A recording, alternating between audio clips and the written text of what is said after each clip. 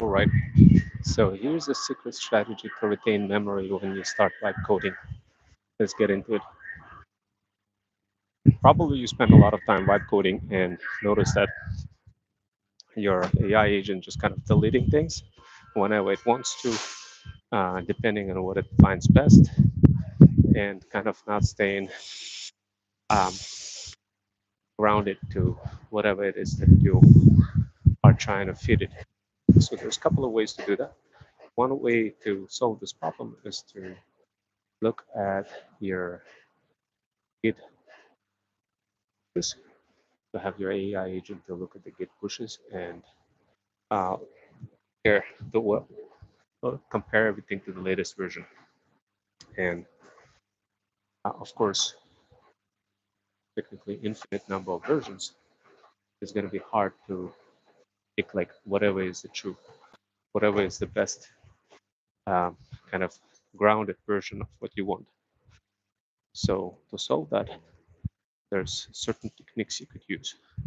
You have to use an absolute truth indexer that's gonna index everything in your vault and then places everything, it would place everything into relational database. And if you wanted to expand this further, you could use Notion. And with Notion, you're going to be able to um, groundify everything that is the way your data is supposed to look like, and fit into it and make it like an absolute truth indexer. So think of it like RAG, but that only happens after you like satisfy major win, major condition. This only happens after you went through a couple of trials, triumphs, and tribulations and managed to gain some wins. Wins are not going to happen on cruise control uh, until you groundify them. Google is doing lots of research in groundification of content, and um, so is my talent agency. This is how we are able to keep up with the memory, and not only like AI agent memory, but our own memory, meaning us humans. There's certain things that I use for myself to keep up. And what I'm doing is I'm literally copying Andrew Karpowski wiki, LLM wiki, that allows me to quickly jump into my projects quickly without feeding Vault and Folder Explorer. Why is this important? Because as you start building something really complex, you begin losing like context. So sometimes refer to context route. Sometimes it just refers to uh, your inability of being able to keep up with the pace because of how complex the system gets. To solve the problem on a human level, to reduce the constant back and forth and failure of trying to remember and remembering. This is what I use um, for memory. This LLM wiki from Andrei Karpowski. So the second thing that I use for quick memory recall is binary sphere quantization technique, using alternate series of negative ones and ones to quantify everything on my local disk space for quicker recall, memory recall, exponentially faster than just using exact keyword search. And yeah, and it's just like, oh my god, it's just so much faster. Amazon using it the same technique. Now, where did I get it? Where did I get that memory recall? And I call it Chronos, Feudal Chronos. It's part of my Feudal OS operating system. I got it from Chinese university. It's even bigger than Harvard. This technique for embedding lots of local disk storage on the sphere. Think of it as kind of like, instead of you trying to like tell Claude or whatever thing you're using, whether it's anti-gravity instead of literally telling it like the keyword, it's just gonna use semantic based deductive techniques to figure out what is it. It's basically using vector based geometry, three-dimensional space, except in this particular case, it's using sphere. It quantizes everything into a sphere, your entire local disk space, and quickly recalls it. So this technique alone managed to get me really far right away, at least on AI basis, at least from the standpoint of being able to call memories faster with AI without having to spend insane amount of tokens and sifting through like all the exact match searches. So definitely, guys, that's a huge plus. But the biggest plus from me as a person was just literally being able to dive memory, into memory of a specific win. So what I did is I extended Andrej Karpathy Wiki LLM, and I dived into the world of like basically think of it this way: I created a sovereign neural interface between the memory jumping capabilities that Andrej Karpathy created, and um, like the way it works is the way it's what I do is I package my trials, triumphs, and tribulations into like a bunch of dashboards that are constantly being updated and synthesized. And whenever I reach a point when there's a win, system automatically recognizes that there's a win and stores it, like in this one of those dashboards. And that dashboard is called memory jump recall type of. I have a couple of them. One of them is trials, triumphs, and tribulations, which basically links to that memory recall. And what it does, it scores impact in terms of like it analyzes my entire vibe coding as I'm coding. It automatically recognizes what creates a huge impact, and it stores it in a dashboard. So, hello guys, is my day okay today? Yeah, it's pretty cool. I still gotta get a lot of work done. I'm gonna be teaching today in university, a bunch of cybersecurity students online. I'm probably gonna get like I'm trying to repair my roof. It's kind of leaking. I tried to repair it yesterday with my handyman, and I don't know. I don't know if I repaired it. I'm gonna probably. I have a game plan. I kind of came up with a game plan while I was having lunch today with my coworkers for how I'm gonna solve the roof problem. Uh, if you guys are interested, definitely take a look at some of my previous videos. But I gotta tell you, it's like trying to solve a murder mystery. I mean, she's trying to solve a problem of memory and, and people, and trying to solve a water problem and roofing. I'd say, what's harder? Mm, you know what? I think harder roofing problem. Roofing problem is harder than, than the memory problem in AI.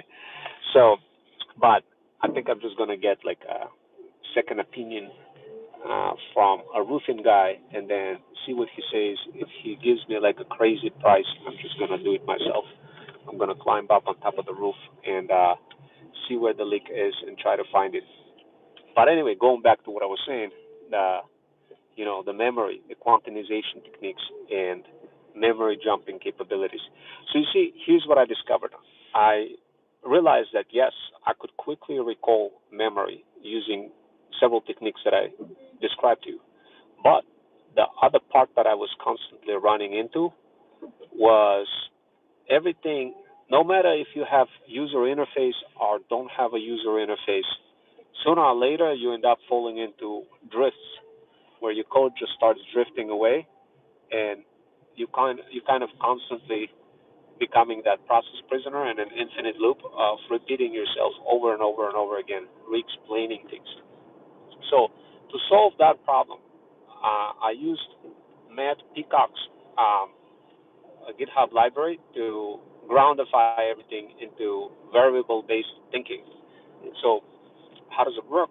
Instead of when you communicate with your system, you kind of your AI always going to try to use like synonyms and always try to raise you up. And at the end of the day, it doesn't really use precisely the skills that you pre-created.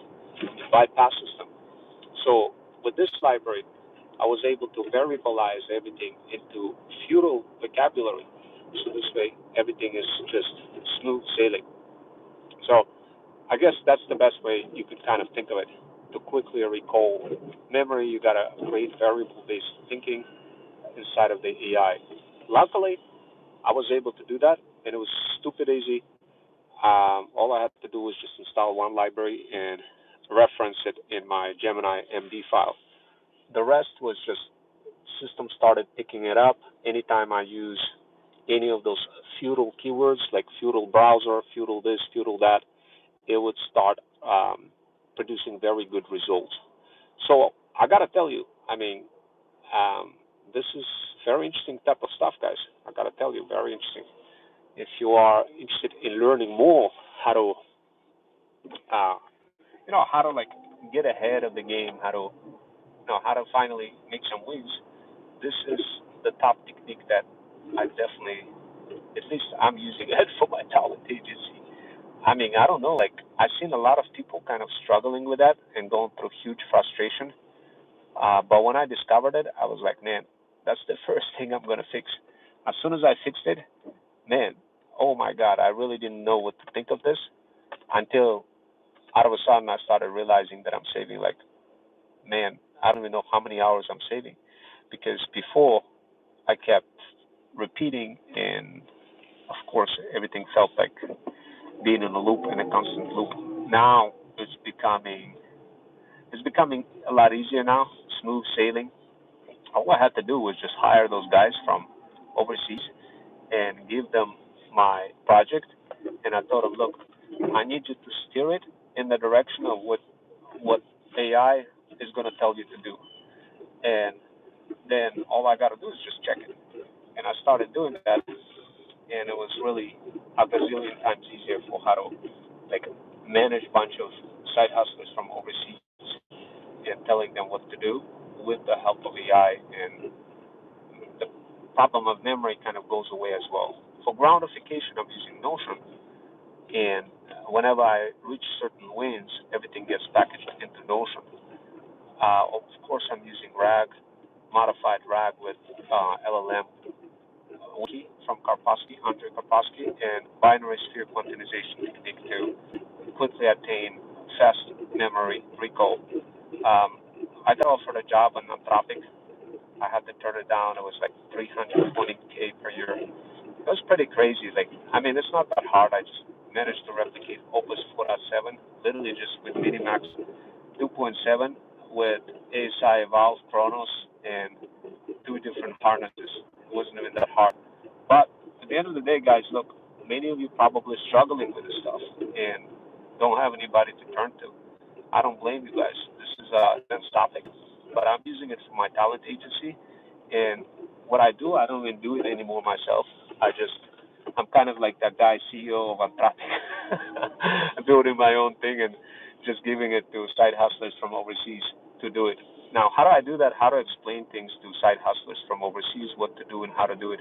Once again, I use my Feudal OS, where I created fully immersive simulated environment that taps in into my YouTube channel and extracts what I want and presents it on a platter for freedom founders, pretty much the side hustlers from overseas, who are just explain what to do. They do it. I don't really have to like sit there in front of dark screen telling it what to do.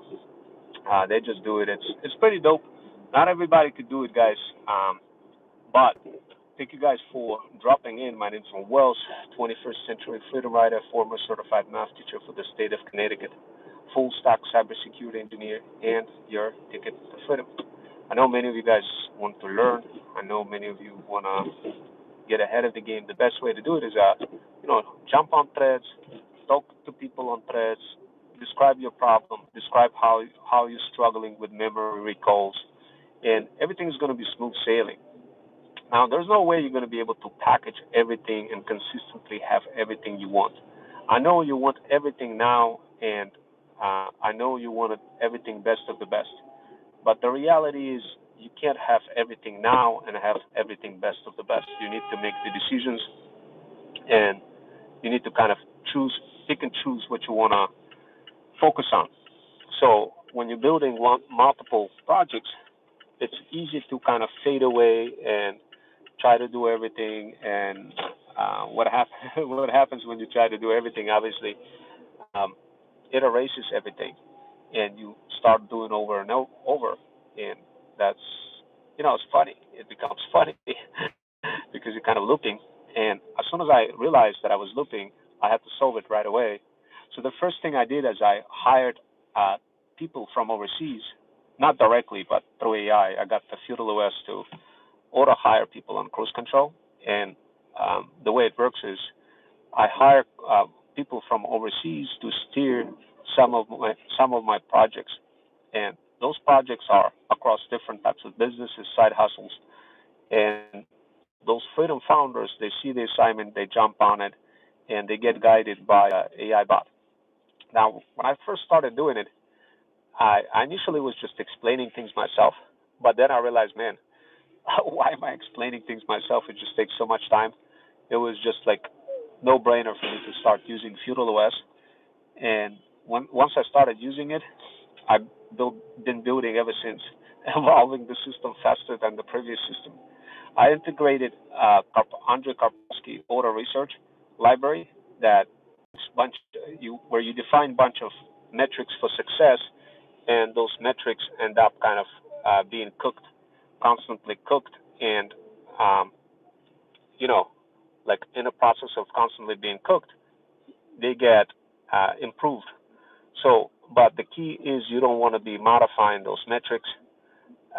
You want it to be in a locked-in file while the script just keeps running and constantly in a loop, constantly performing better and better for whatever it is the metrics that you defined. Now, how on earth do I come up with metrics that make sense? I use synthesis techniques. Once again, that's another technique that I'm using to synthesize my identities.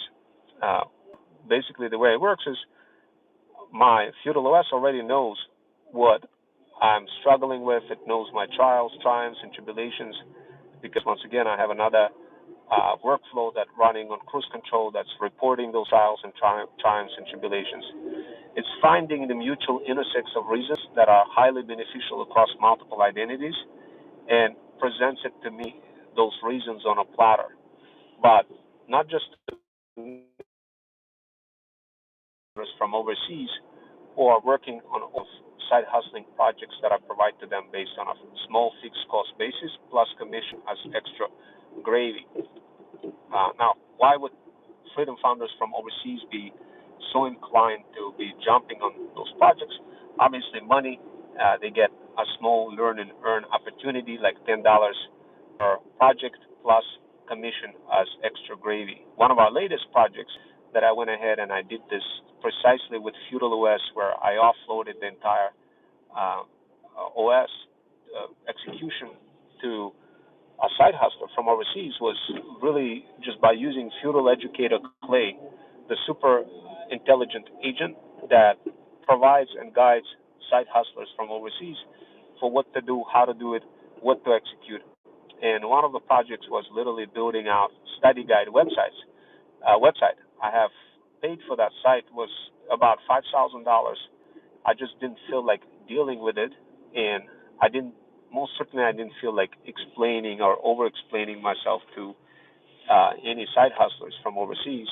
So this is why I use my Feudal OS to explain to the side hustlers from overseas for how to pull this off, how to build study guide website, and gave Freedom Founder a Feudal share, which was pretty much just like anytime they make a sale, we all get paid. They get paid. We all get paid. And of course, this can be very interesting if you think about it. But at the end of the day, not everybody does it. People just build their own stuff. They don't really think about Feudal OS system in a way where you could be offloading things to side hustlers from overseas who are just going to be generating you more money. Not a lot. People don't think that way. They think only in a like, hey, how's this beneficial for me? But the truth is, it's not beneficial for you if you use it only for yourself because there's so much stuff that you could do better and more that it's just absolutely bonkers to only use it for yourself. Um, so I always use it, but just to offload it to side hustlers from overseas. Now, if you guys want to learn more about it, I do have a feudal incubator custom coaching program for luxury pet moms over 40 and wants to become like powerful feudal lords one day and wants to serve the feudal lords and wants to serve the brand owners. I have that for you available, but right now I am going to be teaching in university. I'm going to be heading out. I'm going to have to do something real quick at 6 p.m. I'm going to be teaching people in university. Let's take a look at, before I do that, let me take a look at the roof. I told you guys earlier that I had something going on with the roof. It was leaking. I have to install flashing with my handyman, climb up the ladder and all that. I mean, she's trying to figure out the water problem is like trying to solve a triple murder mystery. So this is the problem, guys. Let me go ahead and describe the problem. And of course, I'm on top of the roof, close to the roof. Like there's this little thing that I installed, the flashing, and maybe you could be my eyes and ears and heck, maybe even problem solvers. And this is the problem that I have. Somehow water is coming in through the header over here, just falling down. And of course, it's problematic. And we need to solve the problem. I'm thinking, I don't know if it's coming in from the corner or if it's coming in from other side. We need to figure it out how to solve this. But this is where I'm at. Nice, nice. The green is grass. The grass is nice. I said it backwards now. But this is what I need to solve. The water is dripping down right under the header. I probably need to climb up on top of the roof. And yeah, it's going to be quite interesting for me to do. I'm probably, I don't know what I'm going to do. I need to figure it out. I have a game plan. I'm going to throw a tarp on top and I'm going to get a garden hose and I'm going to spray it and see how it's sneaking in. That's the plan. I mean, the canopy wasn't that hard to install. It's a beautiful canopy. It solves lots of problems, but also there's a one. It creates a problem as well. When the water drops, it drops on top of the door in the header. And of course, you spend like a couple of thousands of dollars trying to fix this if you were to get a contractor. But if you have hybrid skills that are not taught in college, you could solve it yourself. And one of the ways to do that is by installing flashing. I showed you guys how to do that the other day. I also in the process went ahead and cut the grass, and we ended up fixing that patio door. I'm going to be creating some barbecues as well, and yeah, and I'm probably going to be doing some other projects. But in the process of all this, I do have some birds occasionally sneaking in through here. Apparently, birds are able to identify like all the little details. They are able to identify this vent somehow and sneak in, even though it's closed. How crazy is that, guys? This is the second time in a row in a year that this happened. Now, I did have to cut the tree. I did tell you about that. I had to cut the tree, and I mean, there is no more tree anymore. I showed that to you guys last time. I'm hoping that you guys are learning the hybrid skills that are not taught in college. Those skills, once again, because they're not taught in college, you could save thousands of dollars learning from uh, my talent agency. Those hybrid skills. You will not find it anywhere in the world, anybody showing them to you. The next thing that I managed to do is this is a HVAC system. I'm sure you guys are familiar with it, but it has a small pipe and it has a bigger pipe. So one of them is liquid line, the other one is suction line. So now, of course, if you wanted to repair air conditioners, that's another way for you to kind of get ahead of the game. Let's see, do we have any kind of lint situation?